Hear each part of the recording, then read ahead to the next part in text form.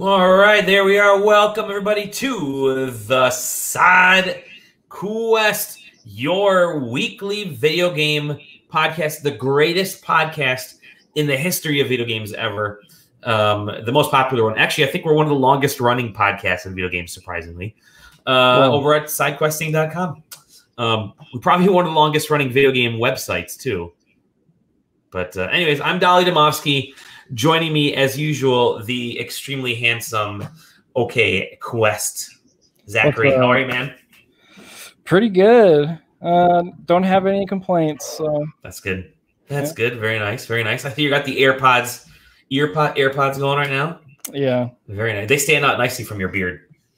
I'm very jealous of you and JJ and Sam for being able to grow some really badass beards. I cannot. Mine just comes in splotchy and yeah. You just have to grow it out and it's splotchy for a couple of years and then you shave it and then it comes in like full.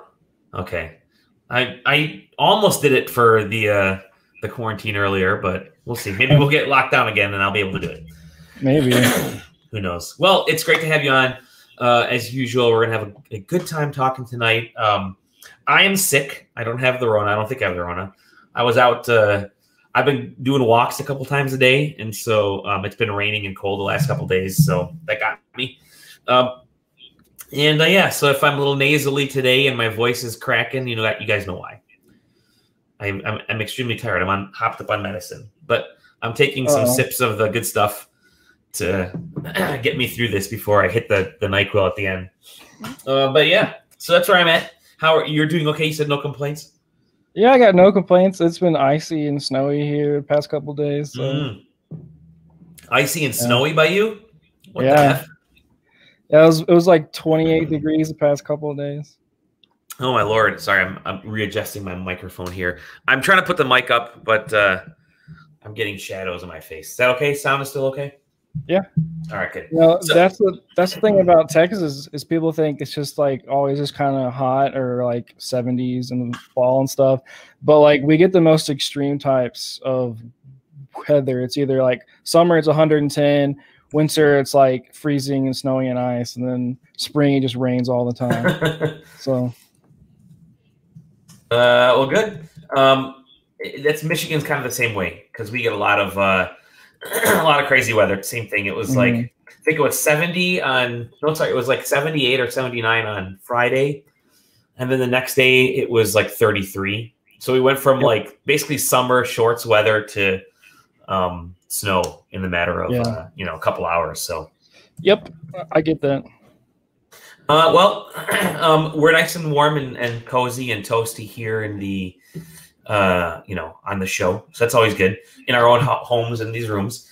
Talking about games, I want to hear what you've been playing, my good dude.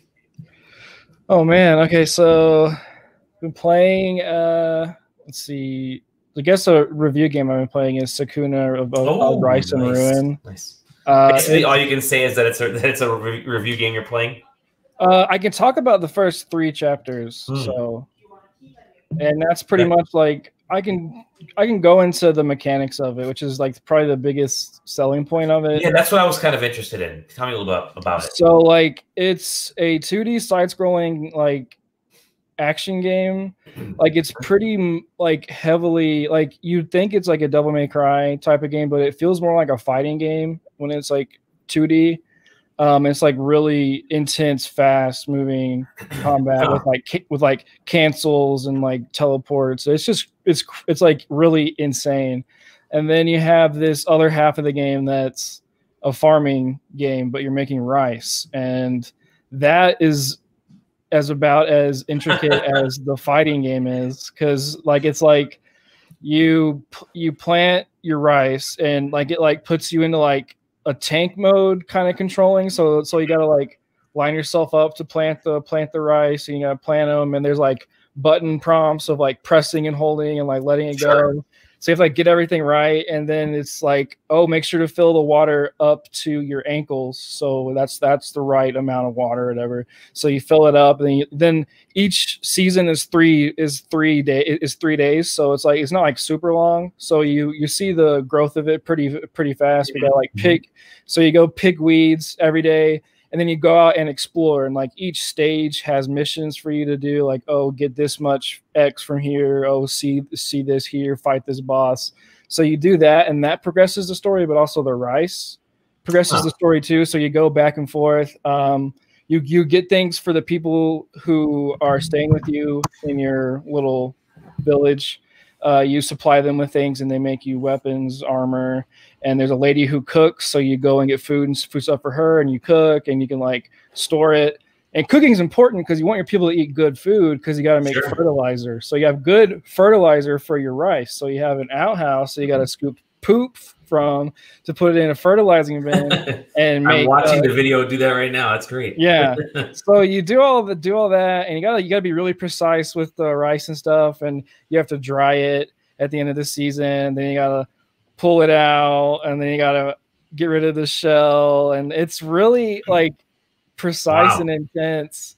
And that makes you stronger, and that is also a part of the story of what you're doing for this goddess that you kind of betrayed. She was like having a rice festival, and these humans, your people that you're with, ransacked the party, and you were kind of involved. And now it's such a weird mix of genres there.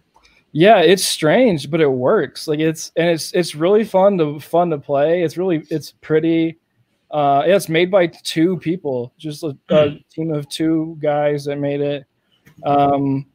I can't really say like anything bad about it, because it has so many weird intricacies of games that I like.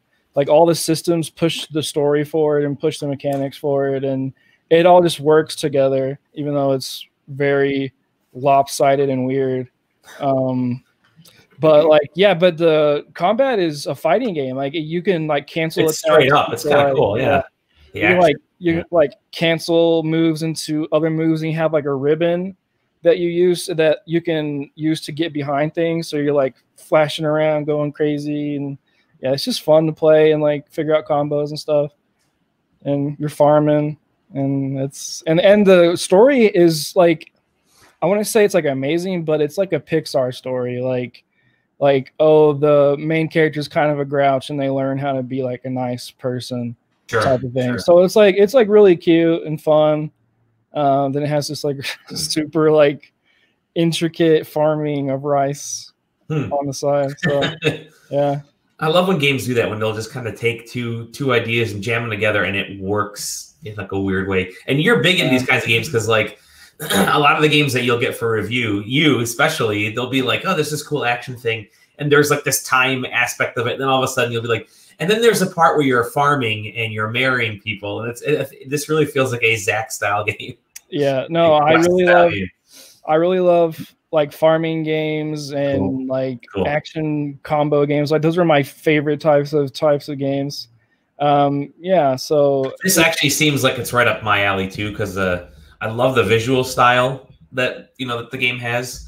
Yeah, so, cool. And it's really easy to play in like smaller doses too. Like because since the seasons are in 3 days, and like the days progress as fast as you want them to. So like you like do your farming stuff, and then you go out and fight, and then you go back, and then you can just end the day if you want to. So you just do that. Yeah, so it's pretty easy to like sit down and play and put up, and like I've probably put in maybe 10 hours. Okay. Wow. But I've already cool. Yeah, the press release says it's like 25 to 30 hours. So I don't know what I don't know if anything else is gonna happen, or if it's just gonna be the same thing. The same loop over and over again. Okay. Well, you'll be able to talk more about that later. Yeah. That's cool. Yeah. So you like what you've played so far then? It's kind of I really love it, actually. Cool. Yeah. Excellent. Then there's this other game. Yeah, it comes out November 10th. November, yeah. And then there's nothing happening that week. Nothing happening that week. Nope. It's a clean slate for that week. Yeah, let's see. There was that one game coming out. Now there's no new hardware coming out or anything that week. Oh yeah. that poor game. It's just gonna come out and no one's ever gonna even touch it. What else have you been playing? there's this indie game called Paradise Killer. I don't know if you've seen. Oh man, everybody was talking about that one too. It's another one I want to get it too. It's like, and it's on Switch, so yeah. you should definitely get it. It's an open world detective game. Okay. That's the way you sell it. It's an open world detective game that throws this mystery at you and says solve it, and it's just you and this island. It has some really interesting lore about like gods creating islands to try and create the perfect life and repeating cycles of demons and angels. There's a bunch of weird stuff, and you're an investigator trying to figure out like how this demon killed these angels and stuff. But it's like really neo-punk, cyberpunk-esque looking, and like cool character designs, and yeah, but it's just open world, like go at it and figure it out. And it's really confusing. It makes you think. Yeah, it's super cool. I've played maybe an hour or two of it, and I really want to get back to it, but I just keep getting distracted by other games. So a lot of people were, or I don't say a lot of people, but enough people were starting to talk about this game because it has, you mentioned open world detective, but it has sort of a, there are some retro-ish, like imagery and vibes to it, but at the same time, it just looks like, I love the visual style of this thing too. It looks really neat. Yeah, it's like a walking art piece, kind of like nice. It's an empty game. Dr. Doom Jazz, that's awesome, dude. All the character names are so cool. It reminds me of No More Heroes, which we'll maybe touch on later on. But it's got those kind of crazy names. Yeah, but this game, it's like it's empty, but to a design to where it's like it feels like a museum you're walking around. Like every angle, every corner is kind of like an art piece. And I like games like that let me just kind of like, I'm the type of person that takes like, if you say a game takes 30 hours, it's going to take me 60 because I'm exactly the same way. Exactly the same way. I just like walk around and look. So this game is fun for me because I'm just like walking around, jumping, looking at stuff and trying to figure out this murder mystery that I'm definitely going to play before the year's over because I feel like it's going to be on my top 5 of the year. Cool. It's been a great. Well, I mean, I can't wait till our end of the year podcasts because it's going to be weird. It's going to be weird with all the the games that we've loved aren't these big giant games this year. So you can owe some of that to the fact that a lot of these games are getting delayed. We'll talk about that, but also that the indies have capitalized on it. And they've been like relentlessly pumping out great video games, great content, great ideas, and it's working. Yep. So Paradise Killer, another indie game that seems really cool. Awesome. Very cool. Anything else? No More Heroes is the other thing I've been You started that up. Nice. Yeah, it's weird. It's a game that I played once when I was younger, like when it came out, I played it. And it's like I liked it, but I've always been a fan of those Devil May Cry, Bayonetta fighting games, action games, games, character action games. But like now, and then also like the story and stuff, I didn't remember at all. But then like now, playing it as an adult and like just my taste, this game is just like it's almost a perfect game. And I rarely say that.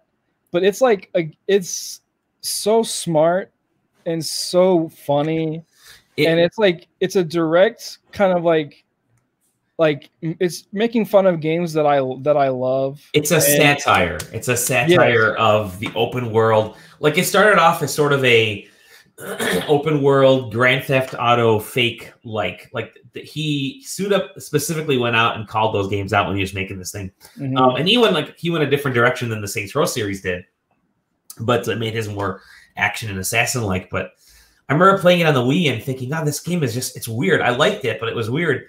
And the more I kind of went back to it, I haven't played it in like nearly a decade. The more I realized, holy cow, this is like, same way. It hits things now that are perfect. Yeah, like it's a perfect 7. It's a perfect 7 game. No, it's a perfect 10, dude. It's like I love it, dude. It's like I've been playing it all day, and just to like mention, like it runs at 60 frames a second, which is gorgeous. So it's an HD port. It's not the Heroes Paradise version that came out for the PS3. This is the actual original game, just up-resed a little bit. Yeah. Up-resed. And they made the sequel as well. Yeah. Yeah, so it runs at 60 frames, both of them do. And but yeah, it's like there's something really visceral about the combat that I really like.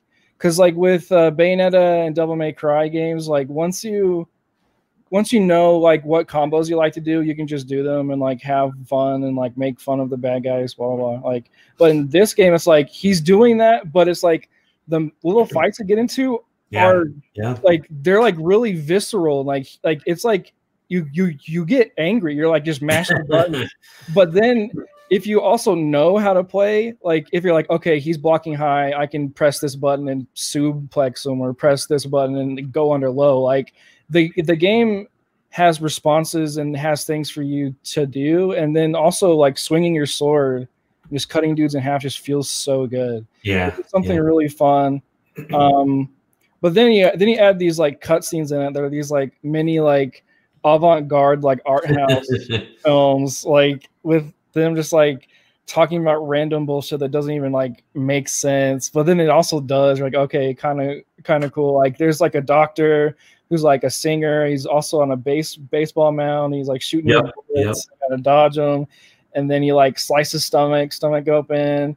And he's like, I'm gonna rap a song for my daughter, and he's like on his hands and knees and bleeding. And then Travis is like, there's an open mic in hell, Grandpa. And it's like, it's so funny. And it like, there's like the writing does this thing that not anything can really do. Like it bounces back between this like depraved, but also like whimsical and like smart, and like it's just it's so strange. Oh yeah, but for sure.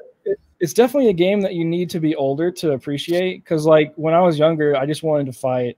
You just play it as a brawler, yeah. But then like now I'm just like, whoa, this is saying something about people, about gamers, about video game as like a genre. Like it's very cool. Suda's one of my favorite developers, because his stuff really is commentary, like in a weird way. It's like it's social commentary about video games. He does such a great job with it. Yeah. I still want Travis touchdown in Smash, but he's only coming as an outfit, unfortunately. Dude, I was saying like, man, people wanted Travis in Smash. Like he's like an actual piece of shit. Like yeah, he's like.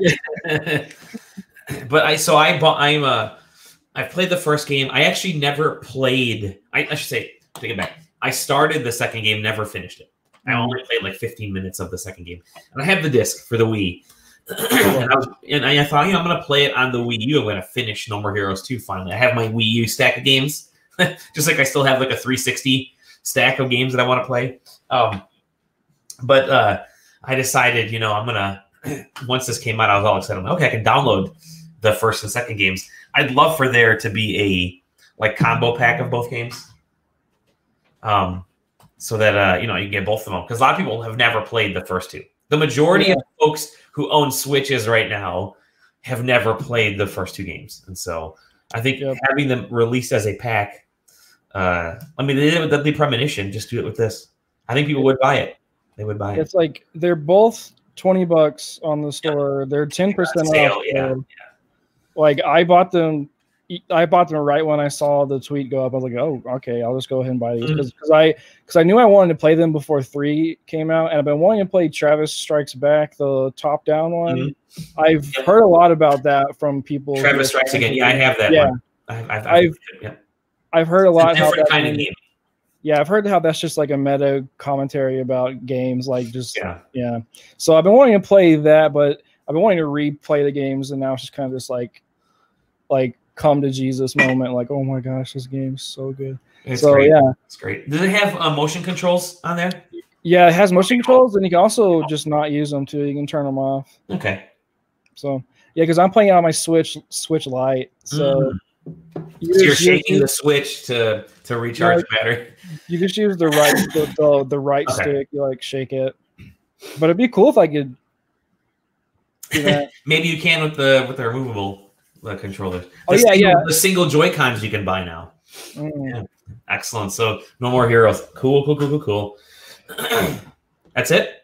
That's pretty much it. Okay. I've been playing WoW a lot, but that's really Sure. there's not really much to talk about. WoW is eternal. WoW is Yeah. eternal. All right. Well, let me show you. Let me tell you what I've been playing. I have. I've been playing. Obviously, I talk about Octopath Traveler a lot, so I won't talk about that. But of course, that's a game that will normally take people about 40 to 50 hours. It'll take me 100 hours because I like to look around. That's what happens to me in JRPGs. Just double it, like you said. Yep. But I've been playing the demo version of Hyrule Warriors that came out today. The demo did, and that's a meaty demo. Like, I like my Dynasty Warrior, I like my Musou games because they're kind of mindless. This one has a little bit more meta, not in the actual like battle portions, because the battles are just waves and waves of enemies. But I do like how tied it is into the Breath of the Wild and the canon there, and how you utilize like God, they're not called spells. And it's how you utilize all the special abilities in Breath of the Wild, how they're used here. Like bringing up, ice pillars and using the paraglider, using the shield in certain ways. It does feel like an interesting take on a lot of those, and it works. So it's not like they're faking utilizing these things. They're actually building them into it and making it work. So that's nice. Visuals are great.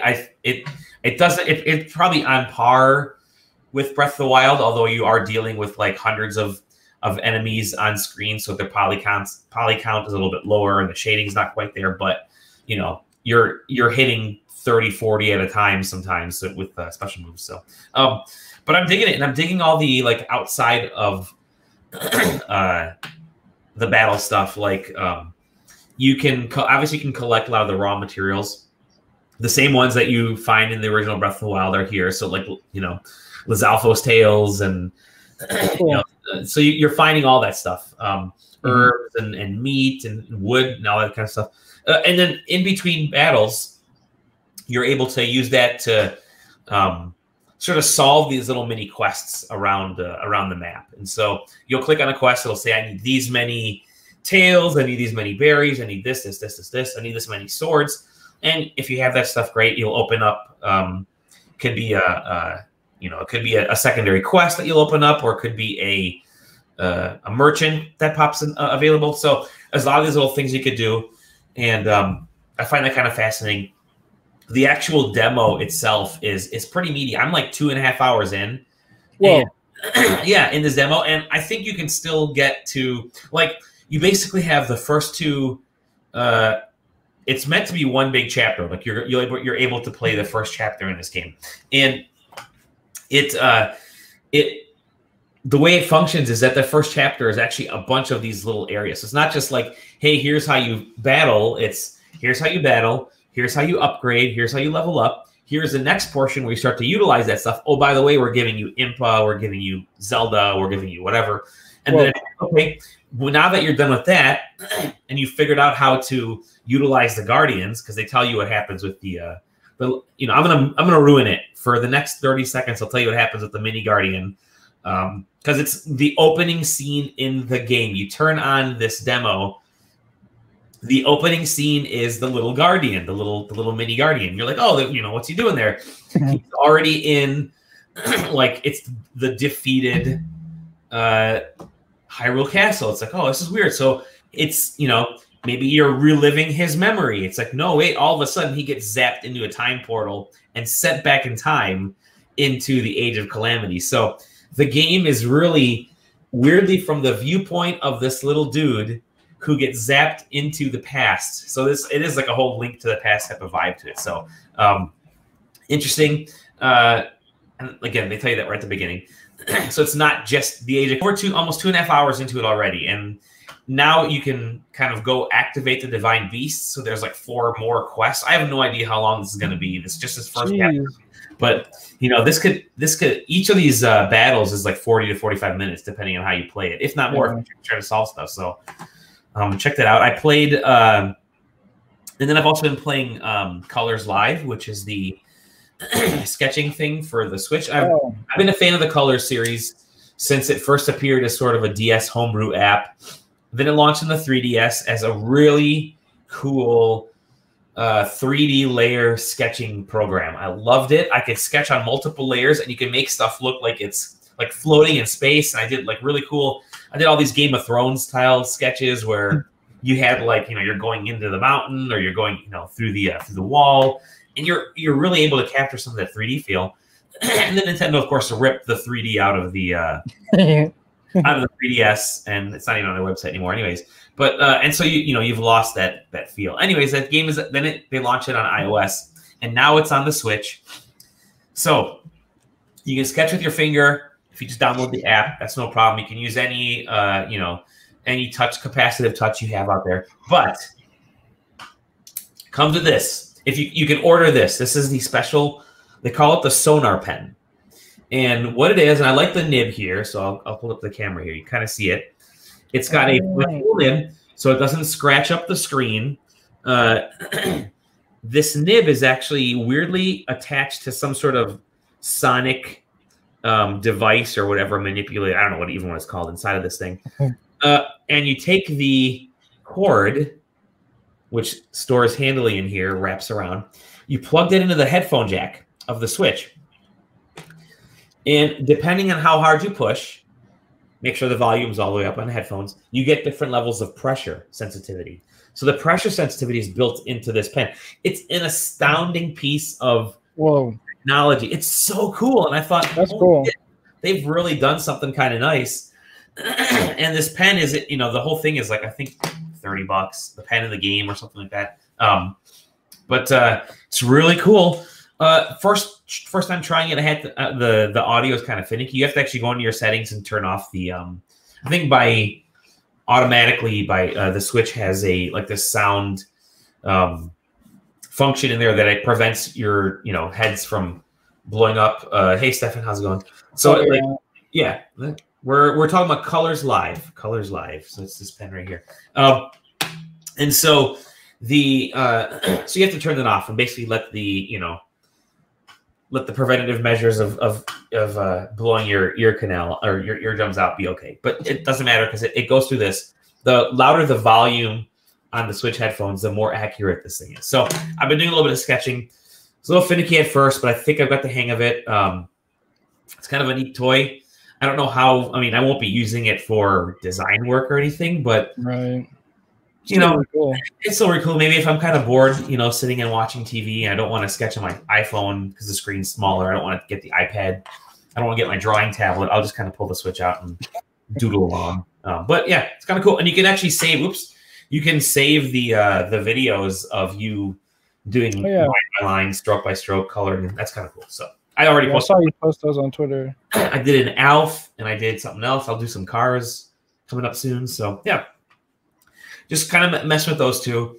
It's my daughter's birthday today, so we had like a whole week of preparation for that. Halloween's this weekend, so kind of doing a lot of home preparation for just clean up and decorating and things like that. So I didn't really get a chance to play too much. And I've been sick, so I've been, like I said, drowning in NyQuil to try to get this thing. But that's what we've been playing. Let's get into a little bit. I like the speed and the cadence of this episode. Yeah, good. Just two of us. Because whenever Aaron or JJ or someone else is on here, the minute you add the third person, it just goes, I think Aaron and I actually, just by ourselves, we recorded a nearly 2-hour episode, which was just insane, but whatever. About what?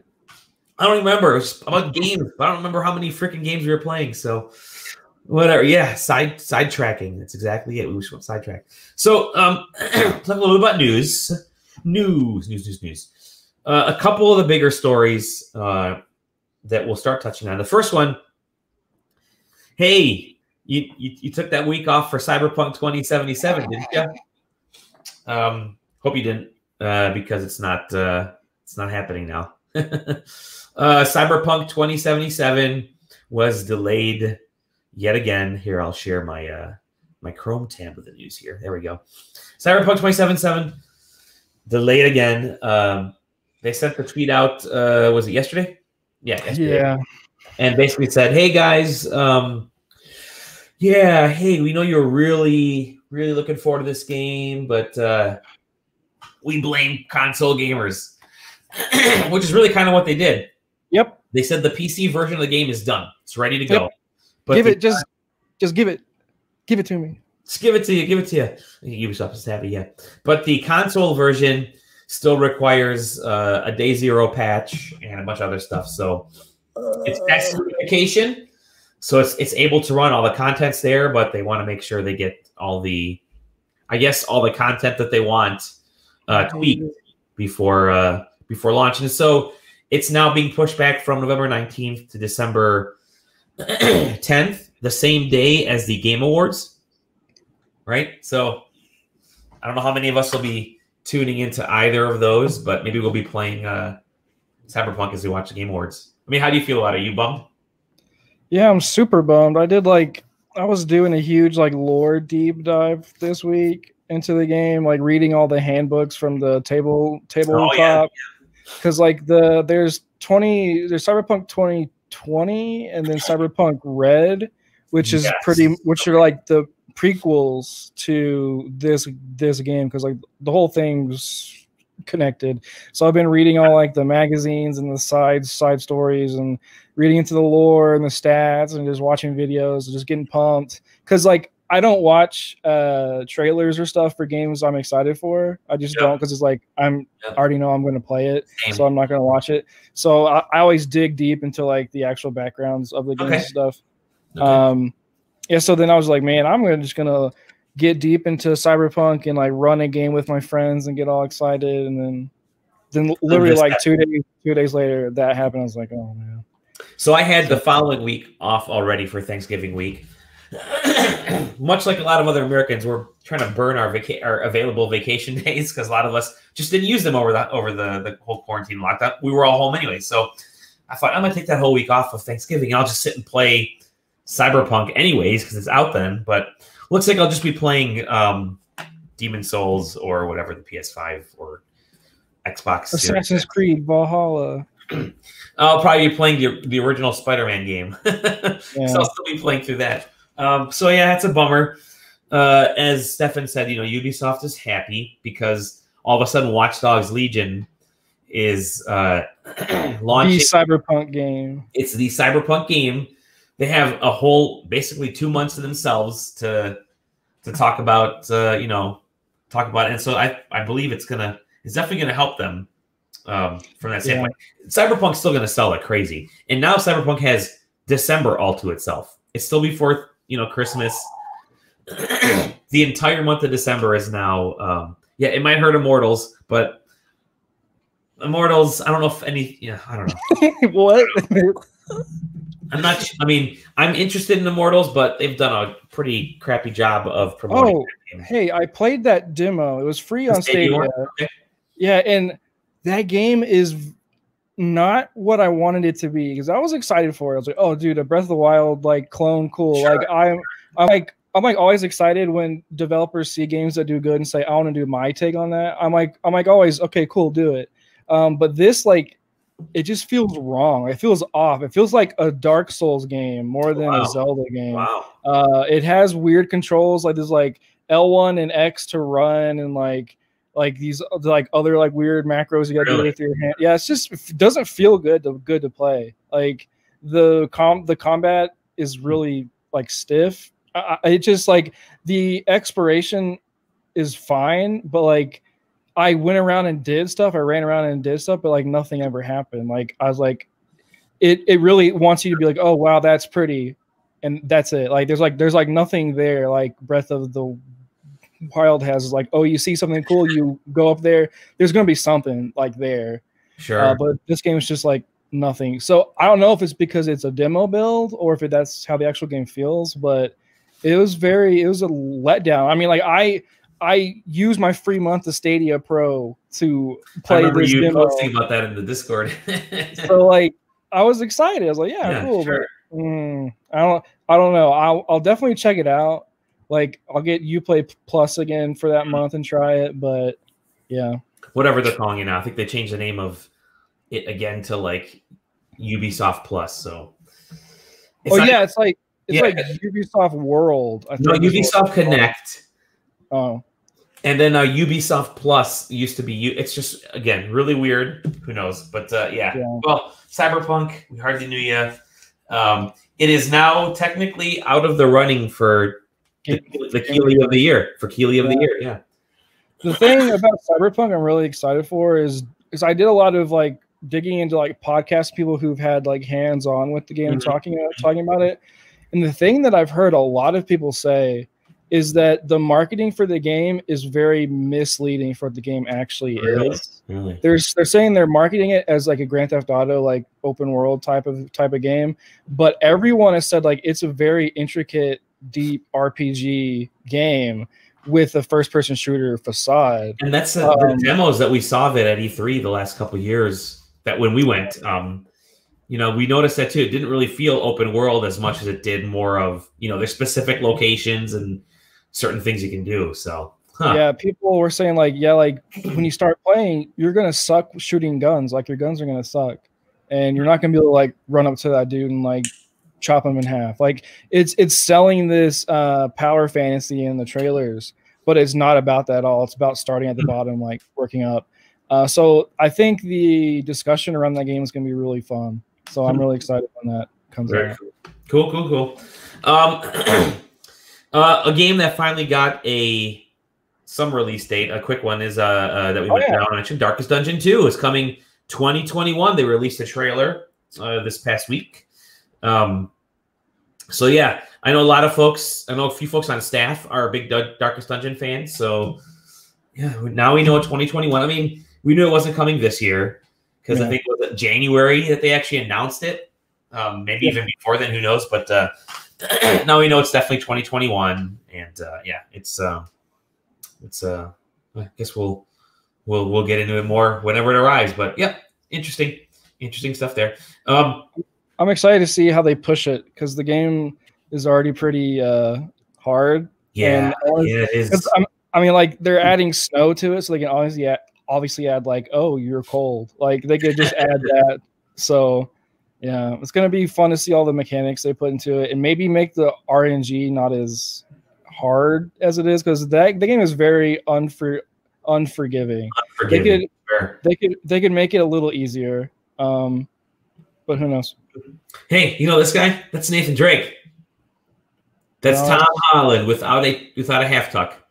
The first images of Tom Holland as Nathan Drake from the Uncharted movie set were posted, and whatever. I mean, he's a young Nathan Drake. He looks young compared to what. Yeah, I think he looks fine. So, you know, I could see them building the franchise around him because he is so young, and really turning it into a franchise because you bring in look at Indiana Jones. Indiana Jones wasn't a young dude. He wasn't as physical, you know, in the films as Nathan Drake is as a treasure hunter in the game. In the game, Nathan Drake is shooting, he's climbing, he's jumping, he's doing all kinds of stuff. So in a weird way, you need a younger actor who can still do some of these things, even though I'm sure they're going to have, you know, stunt double. Yeah, new actor for Sully. That mustache that we saw Mark Wahlberg have was crazy. But you know, I think they're actually doing this for the long term, and they've got. I mean, they already have. Sony has Tom Holland lined up for Spider-Man and a bunch of other projects, so they want him. They want him in Uncharted, and I think their full intent is that they probably got him for like 2-3 films easily. So get him now while he's hot actor, younger. He can kind of grow into that role so that as Spider-Man sort of transitioning off, he could come in as you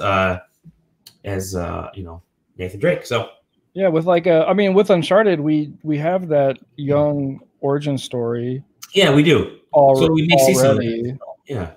So we have him as like a kid, and him as a teen, and him as like a young 20-something in jail and stuff. Like we already have that story in the game. So anybody who's saying like, oh, Nathan Drake, he's too young, is like, no, it doesn't matter because they've already explored that part of him. So they had some of that in whatever. I think some of that was in Uncharted 3 and then in 4 as well, obviously. So yeah, very cool. Let's talk a little about Nintendo. Nintendo doesn't have any new games. They're just localizing old games now and bringing it back out. I'm telling you. I'm gonna tell you my theory after I go through all this. So they're bringing out the original Fire Emblem game, which has already been remade. Right? They have it came out for the DS using that sort of Game Boy Advance era visuals and styles. But this is the original one. What I find kind of cool, I don't have the picture in here. They announced this game for the anniversary.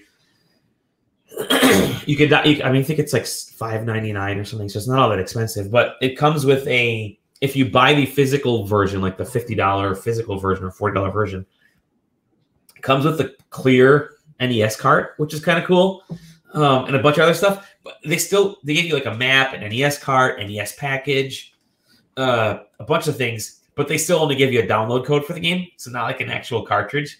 But I will say that.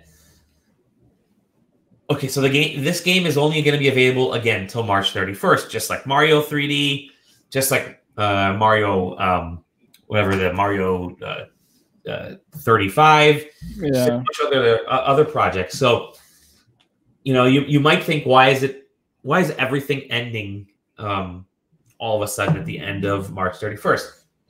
They have their end of the fiscal year is March 31st. So they're trying to get everybody to buy stuff as much as they can right now so that their numbers are kind of fluffed. They say, oh, listen, it's not going to be available. You have to buy it now.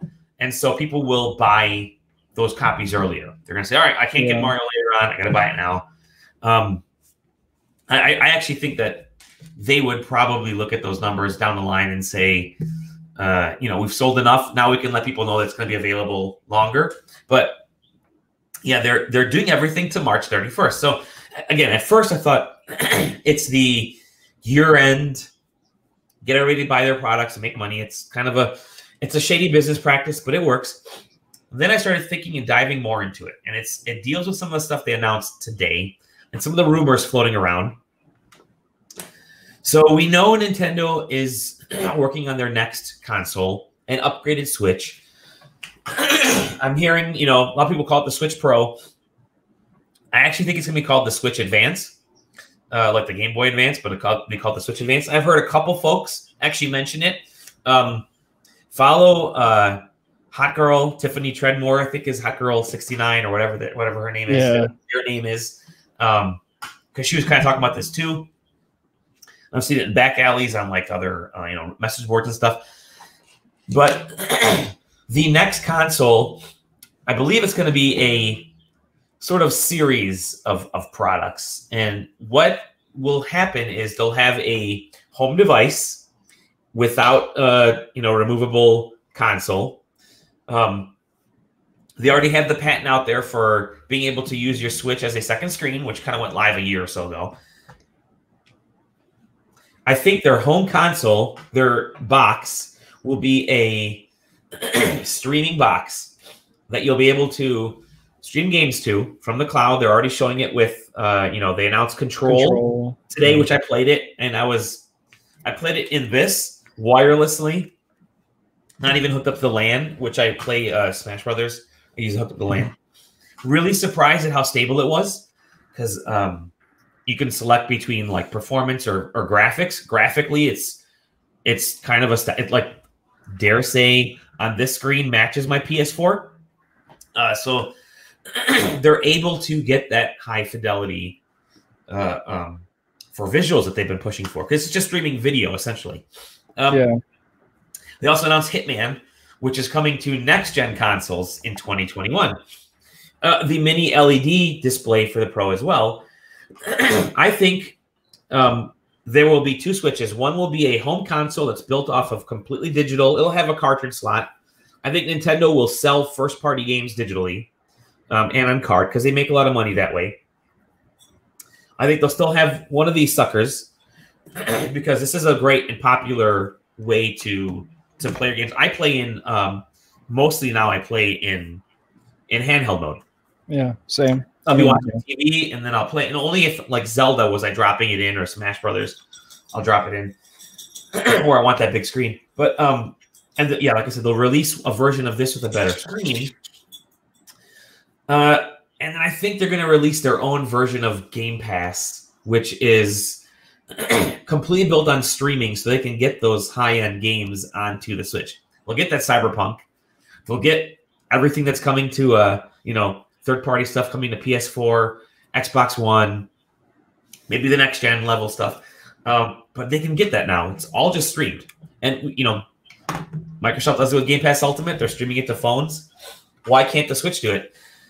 I think Yeah. I think if you like want to dig deeper, you could also say that Nintendo and Microsoft are working together on this, and Microsoft used the phones as a testing for Nintendo. Yep. Say, hey, like we tested this, it works. Yep. And they've been working together a lot recently, so there really isn't it really isn't too far to reach to say like, yeah, Nintendo and Microsoft would say we've been working together, and Games Pass will be on Switch and blah blah blah. Like, could you imagine the third-party games on Switch are now delivered through Game Pass, right? Yeah, it would work. It would work. Why bother now? I mean, there'll be a few, obviously, the Just Dance stuff that you need to be physical for, right? But there's no reason that can't be sold through Game Pass. And Nintendo could even sell their own version of Game Pass where all of their games, this is why I think the March 31st deadline is important. Everything's sort of ending this year, March 31st, because they'll say, hey, for $9.99 a month, you're getting our entire back catalog. That's why the N64 games haven't shown up on Switch. That's why GameCube games haven't shown up on Switch. It's why the releases for the Super NES and NES completely slowed down. I think there'll be tiered levels. They'll say retro games, NES, Super NES, Tetris 99, maybe Mario 35, whatever. They'll be sort of this lower tier that you're paying for now, the $20 a year, whatever it is for the family. Mm-hmm. You get the advanced level, Nintendo Switch Online Advanced. You get access to, it's only monthly or, $100 a year, whatever. You get access to our complete collection. So as soon as games launch, you will get them, just like Game Pass.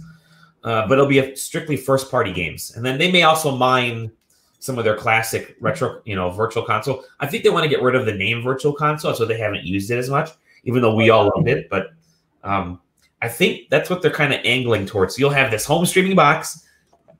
You can use your Switch, maybe the Switch Pro, whatever, to get video to.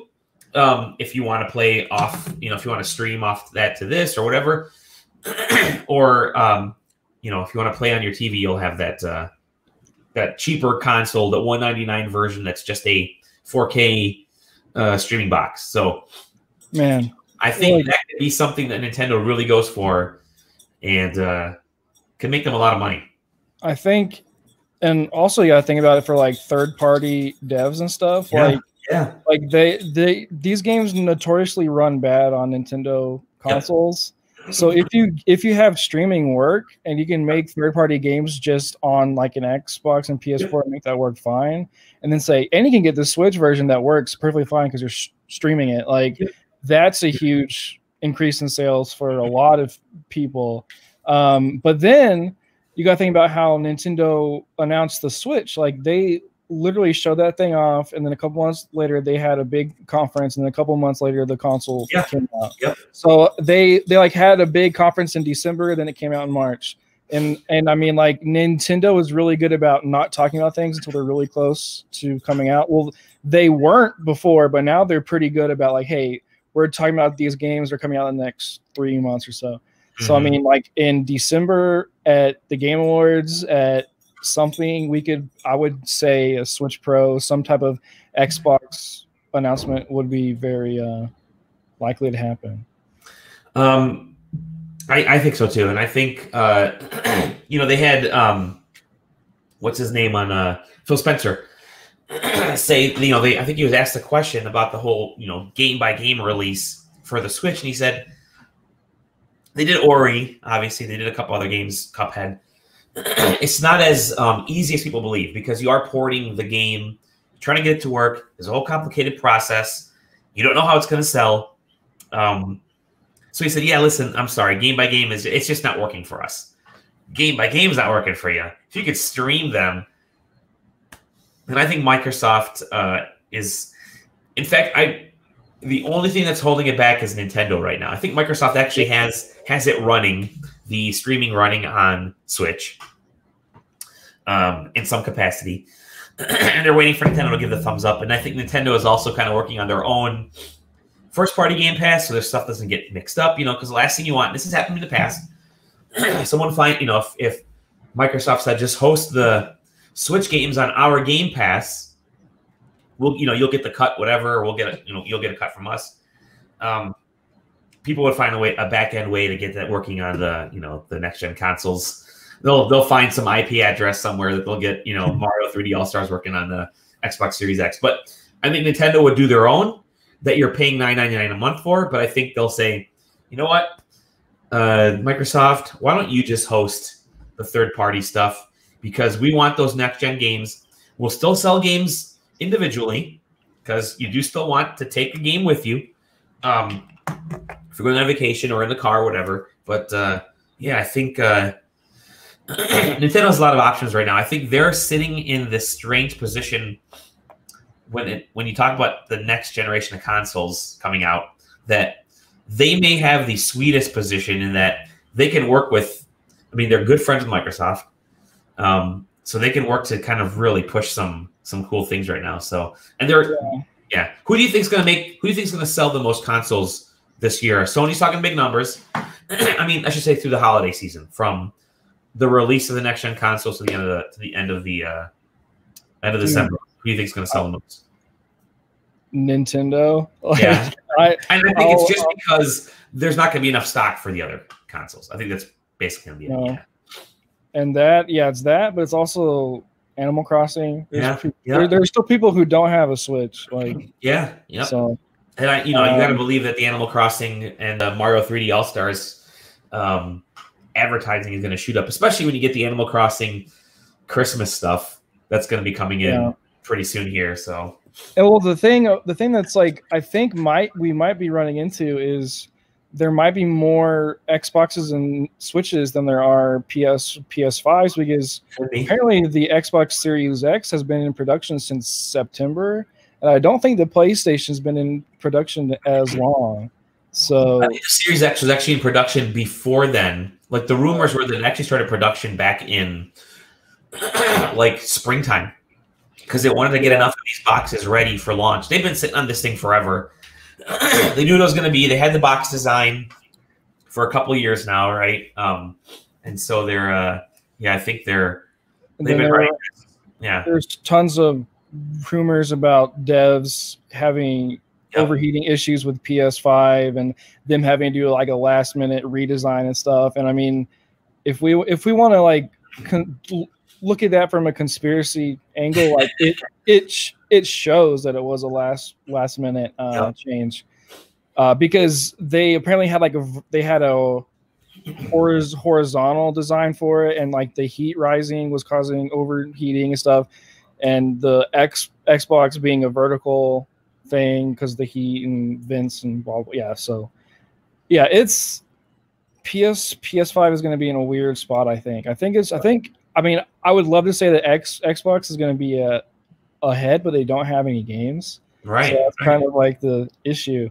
So I wanted to add on to the Game Pass conversation. Is I think what we're saying is definitely going to happen, because the market and the business of games is going in the way of taking away ownership from us. Like they want to have all the ownership at the end of it. They want to have everything and have us just rent or like Netflix it, basically.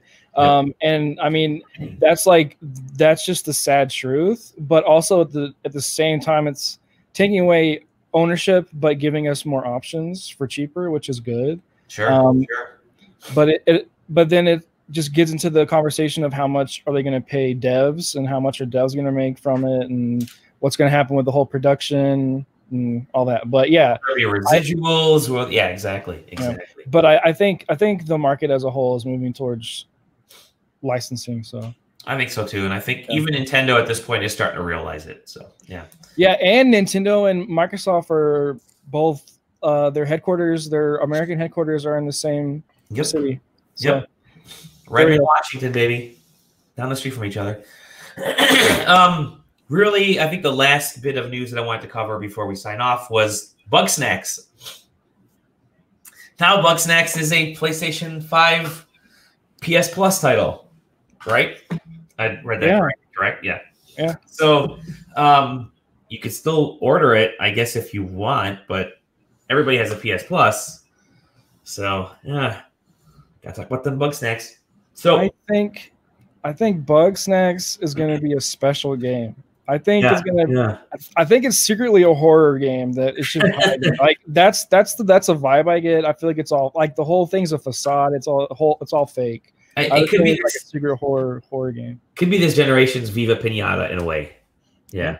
Yep. And Stephanie, it's going to surprise people. I think moving into PS Plus is a smart thing because now you get home, you open up your PS5, you're going to have a bunch of PS4 games, right? If you have PlayStation Plus, you have a bunch of that kind of collection that they have.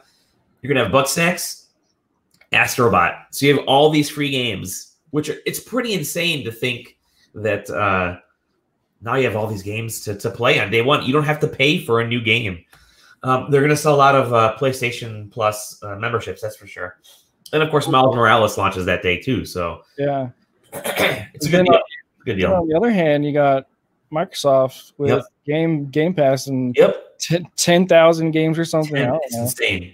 And then they had some guy who works at Microsoft tweeted today that they put like 500,000 man hours into making sure that every game from Xbox 360, and Xbox One work on Series. That's so cool. That's so cool. Like, so you really can't go wrong anymore on gaming content. You really can't. It's really cool. It's really cool to see game developers and producers just being more nice. Like it hasn't been like this ever. It's like a first time where people are being nice, playing nice. People who aren't playing nice are the fans, but that's just So you saw the last bit of news here, real quick. The Cyberpunk guys. That they're getting death threats for it's a 3-week delay. Relax, gamers, relax. I don't think there's any other industry where this kind of behavior happens so often. And it's because I'm gonna say it because you're dealing with dudes who are in their teens and early 20s. No offense to you, Zach. You're a young dude. I'm old enough to be your dad, I think, actually. I think literally am old enough to be your dad. But it's the folks that were raised on this idea that they can get whatever they want, right? And it's because of the technology, because of social media. It's gotten way more toxic from that standpoint. So it's not elitist or anything like that. It's just that gimme. It's about me. And not about people that are creating this stuff for me behavior. I mean, you look at that, like it goes to the whole, I was talking to a buddy of mine today when someone tells him to stick, he's a sports radio host. People tell him, stop talking about politics, stick to radio on Twitter. And he's like, at the same time, I'm thinking, dude, they're following you. You can say whatever you want. They'll just unfollow you. There's no reason for, and it's that behavior. It's that stick to what I want to happen behavior, and gamers are key at that. Gamers, usually gamer dudes, but I know there's some women that do too. It's that behavior is pretty crappy. So we need to grow on that. Let people design. I've never understood that. Like I was a kid. I was raised on hygiene message boards. Like I was always in forums talking, and like I remember waiting for Twilight Princess news to come out, and and it being delayed in like 2004. Like, oh my gosh, it got delayed. And reading forums, and it got delayed again and again and again and again. Like that game got delayed so many times, but like we just talked about it on forums. Like, man, that sucks. Like, cool, whatever. But then, I mean, I just don't get being so mad about a game not coming out. Like and also with this, it's just like 2 weeks. Like I think people need to do one thing. Let me rephrase that. They should stop doing one thing, and the game maker should stop allowing this too. The pre-orders. because people think that they're entitled right now. I put my $60 down for you to have this game on this date, and you broke that contract. So I could be mean to you, I could be an a-hole to you, not realizing that $60 is for whenever the game is due. Not, I mean, read that fine print, blah blah. But the money's involved, and that's where they get their freak out. So I would say, game makers, I understand, developers, publishers, you make a lot of money ahead of time from pre-orders. You say pre-order now, but you are not helping the situation when this happens. Maybe instead of allowing pre-orders so far in advance, I pre-ordered Cyberpunk in 2018 or 2017, maybe even before then. Wow. Metroid Prime 4, I did it in like 2018 or 2017. So I think what they need to do is not allow pre-order for games until you see what happened with the consoles. People are losing their mind. Maybe like with movies, which is like, okay, you can start pre-ordering 2 weeks out, because at least then you know when something is there. Yeah, I'll be waiting forever. Yeah, I know, waiting forever. But at least then you'll know when the game is available. So it's like there's also, I don't get, like, if you get it digitally, like, you're gonna get it. Like, you don't have to worry about not getting it. Like, you're gonna get it when it's done. Yep. But also, it's like, I think you're right about devs being quiet about when things come out, because after you make a promise, you set up an expectation. You do. Unfortunately, that's why studios like Rockstar, who they do a great job of it. They don't say shit for years, and then like the year of, they're like, hey, here's Red Dead 3, whatever. But like, and Cyberpunk has been such a hot IP for so long. Like, they announced this game was going to come out in like 2013. Like, it's been they've been talking about this for forever. It doesn't help that The Witcher 3 was so popular. It doesn't help that Netflix series is good. Like, that just feeds into this idea, is like, this game is gonna be so fucking good. It's gonna be so good. And yeah, it's bad. I don't get it. I don't get being mad about it. I mean, I pre-ordered the game last week because I was like, oh, cool. I should pre-order it before my next paycheck comes out so I can just get it. Like, but then now it's like, oh, cool. I could have waited, but whatever. I'm not gonna be mad. Yeah. It was a while. It was a while since we saw the initial trailer. Yeah. It was like, no, it was legit maybe 5 years. Yeah, it was. Because it was like 2013. They had that visual of the lady being shot at, and then The Witcher 3 came out, and then that had support for two years or whatever. Then Cyberpunk. So, well, Zach, thank you for joining me tonight. My voice is gone, shattered. I'm gonna rest. I'm gonna sleep. I'm gonna fall on the couch and play some video games. I drank my entire glass of adult beverage here, so I'm waiting for that to go through my system, and I can take my NyQuil. Where can we find you, my good man? Find me on Twitter at OKQuest. I'll probably be talking a lot about the new Story of Seasons coming out. Cool. Yeah. You can find me at Adamovsky. You can find us at SideQuesting. Watch our new show, A Dark Figure Ahead, where we talk about spooky things like cryptids. So check that out. If my voice is good this week, we'll record a second episode. But other than that, we'll see y'all. We love you. Take care. Vote, because it's an election year, and we'll see you next week. Take care, everyone. Bye. Bye.